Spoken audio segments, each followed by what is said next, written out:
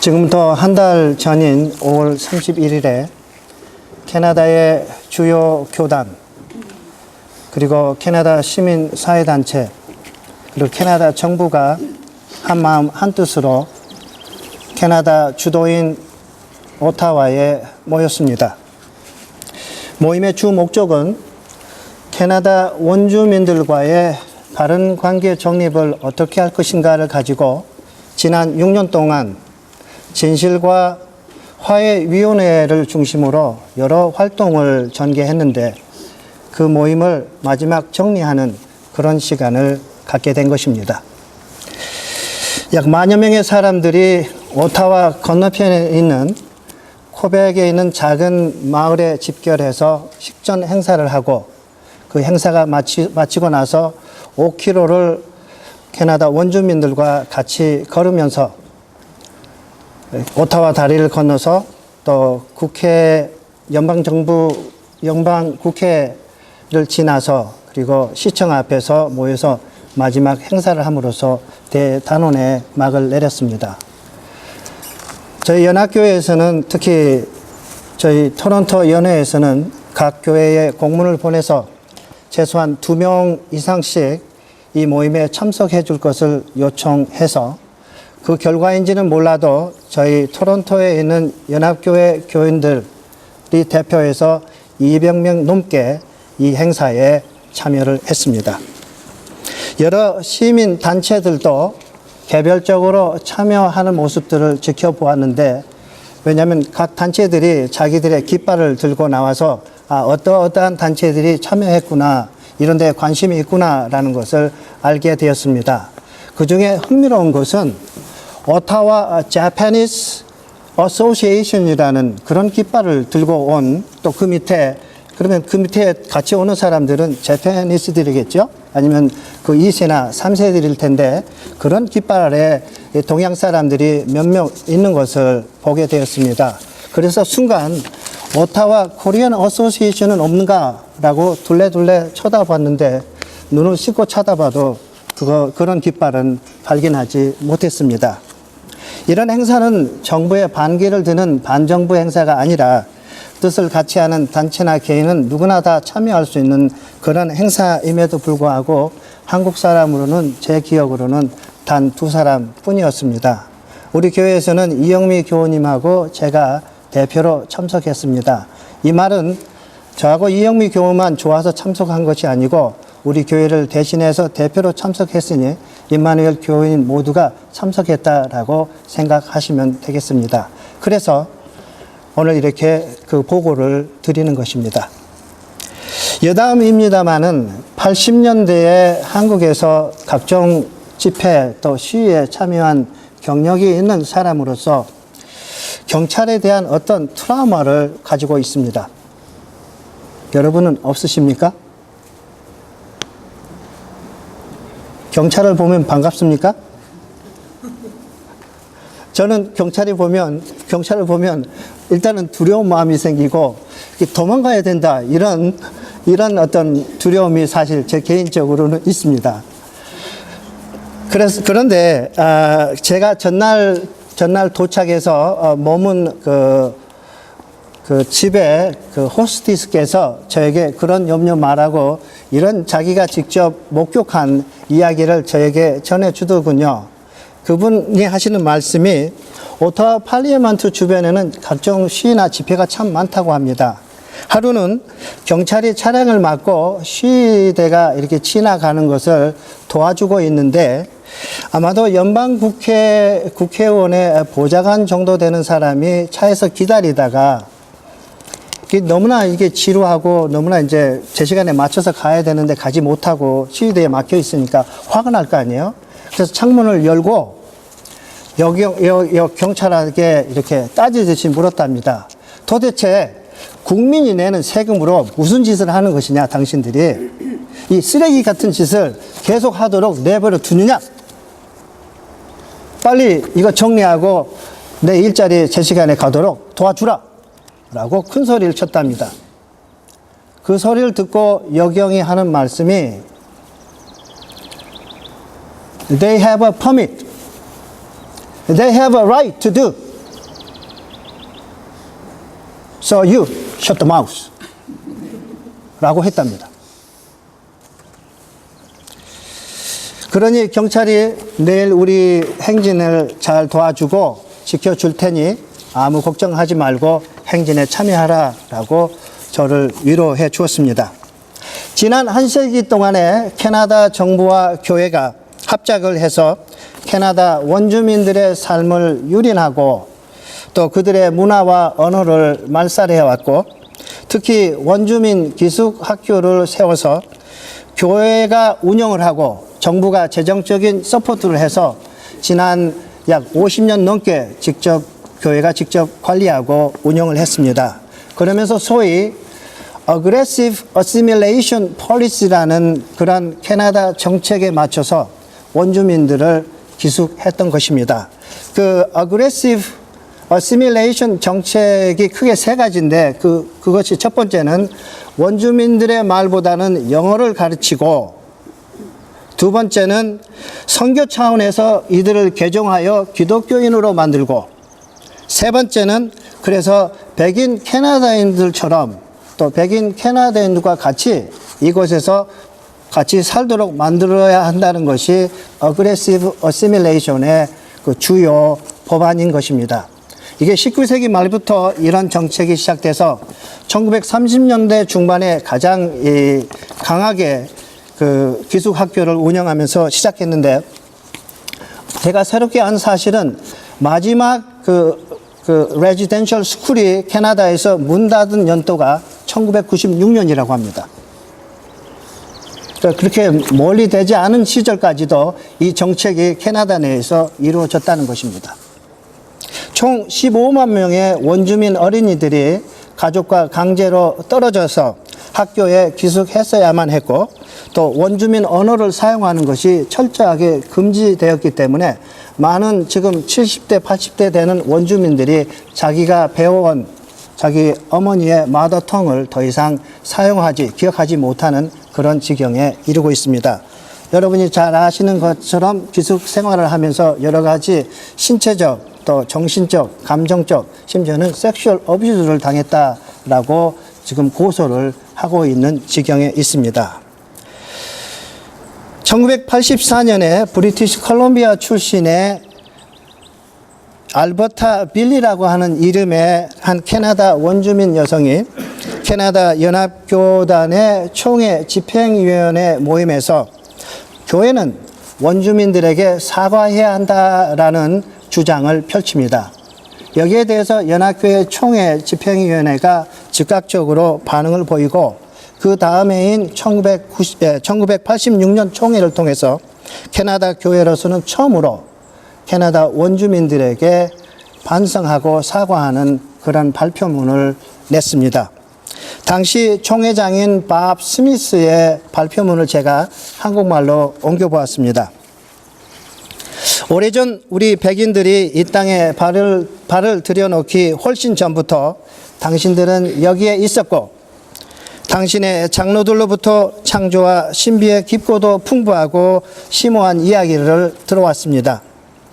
당신들이 당신들의 꿈을 우리와 나누었을 때 우리는 듣지 않았습니다. 예수 그리스도의 복음을 전하고자 하는 열정으로 인해 우리는 당신들의 영적 가치에 대해서 제대로 보지 못했던 것입니다.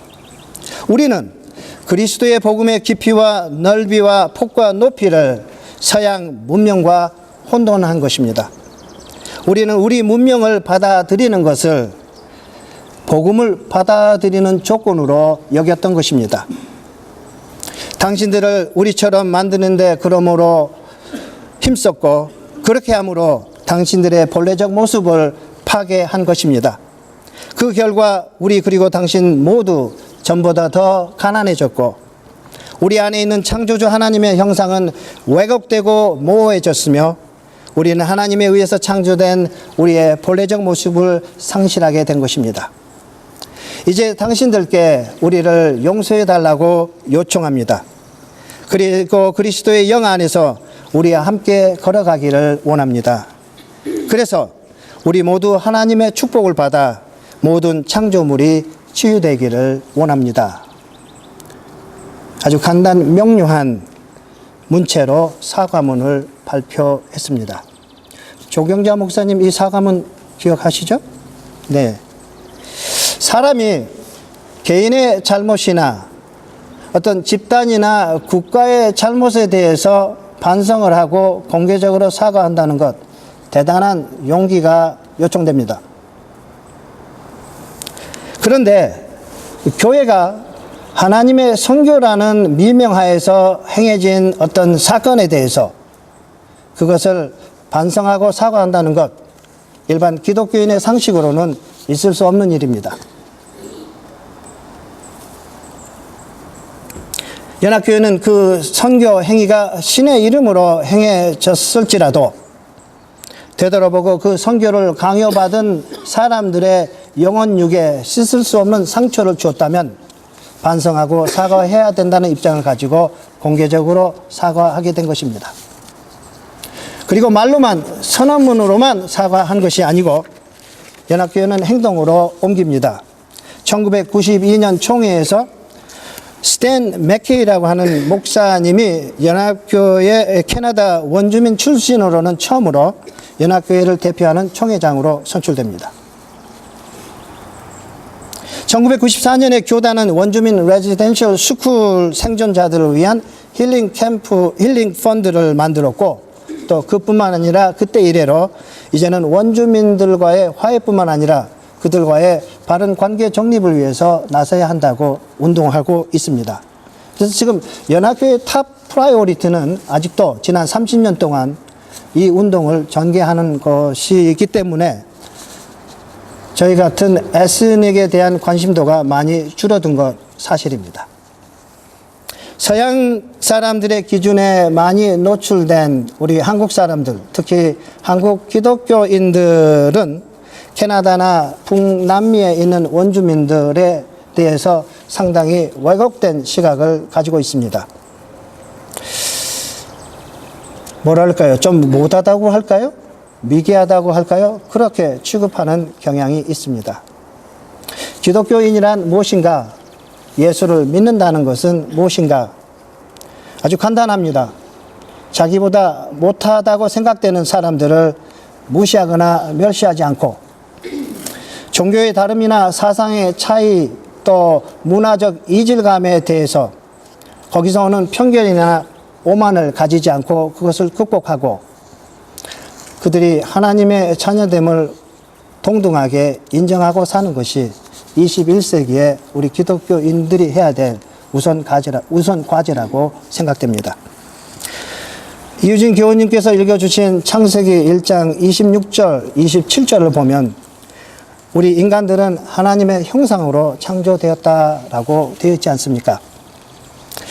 우리의 영혼 육에, 우리의 영뿐만 아니라 우리의 영혼 육에 하나님의 이미지가 담겨져 있다는 것입니다. 백인 기독교 남성들에게만 그것이 우월하게 강하게 들어있는 것이 아니고 여성이나 어린이들, 동양 사람이나 또 흑인들 모두에게 동등하게 하나님의 이미지가 담겨 있다는 것이 기독교가 말하는 진리요 복음인 것입니다. 그것 보는 눈을 키우고 그렇게 행동하고 사는 것이 우리 기독교인의 자세요 미션입니다. 그렇지 않으면 쉽게 생긴 모습 보고 무시하게 되니까요. 3년 전에 임마누엘 교회 청빙을 받아 왔을 때 한 가지 꿈이 있었습니다. 알파와 임마누엘이 서로 화해하고 통합을 해야 된다는 그런 꿈 말입니다. 주변에서는 힘들 것이다. 되지도 않은 일 굳이 하려고 애쓰지 마라. 아직 우리들의 상처도 아물지 않았는데 왜 자꾸 긁어부스럼 하는 행위를 하느냐. 이런 코멘트들을 제가 받았습니다. 아, 그래도 할 수 있다. 이런 배짱과 자신감이 있었는데 그동안 캐나다 연합교회가 원주민들과의 관계 회복을 위해서 지난 30년 동안 애쓰고 노력하는 그런 진정성과 인내를 지켜보면서 많이 반성하게 되었습니다. 알파와의 관계 개선을 위해서 우리 기도합시다라고 요즘 매주 주보에 나갑니다. 그 관계 개선을 위해서 우리가 무엇보다도 노력해야 될 것은, 또 가장 중요한 것 중에 하나는 무엇보다도 상대편의 자존심을 건드려서는 안 되겠구나라는 것이 제 생각입니다. 동의하시겠습니까? 다른 것 말고요. 상대편의 자존심을 건드리면 안 되겠다는 것입니다.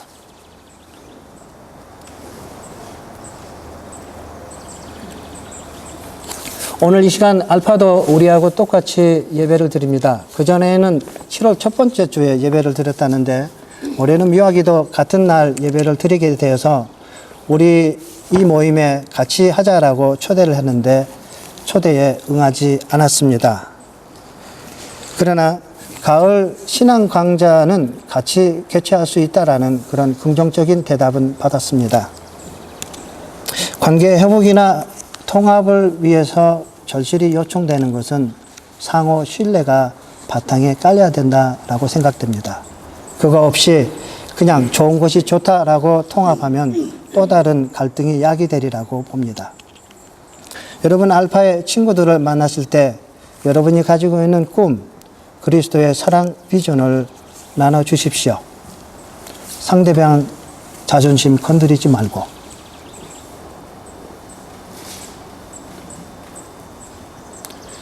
너무 늦기 전에 이루어야 할 소망 이루어내는 것이 생명나무에 이르는 길이라고 우리가 지난 시간에 배우지 않았습니까? 잠언 13장 12절에 이런 말씀이 있습니다.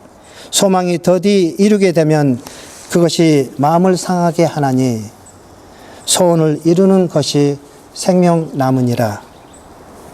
15장 4절에 따뜻한 말은 생명의 나무가 되고 가시 돋친 말은 마음을 상하게 하느니라. 관계를 만들어가는 것 참 중요하지만 살다 보면 관계가 깨어지는 것 참 쉽더라고요. 그런데 깨진 관계를 회복하는 건 참으로 어렵고 어려운 것이지 않은가? 우리가 세상에 살면서 예수를 믿는 이유가 무엇인가? 예수가 이 세상에 구세주로 온 이유가 무엇인가 한번 생각해 보았습니다. 하나님과의 인간 사이의 깨진 관계를 연결해주고 또 인간과 인간 관계의 깨진 관계를 연결하려고 크로스라고 하는 십자가에서 돌아가신 분이 예수지 않는가라고 생각하면, 그분을 우리가 구세주로 믿는다면, 또 그를 따르는 제자들이라고 우리가 생각한다면 그 길을 어렵지만 가야 된다라고 생각합니다. 잠시 침묵하겠습니다.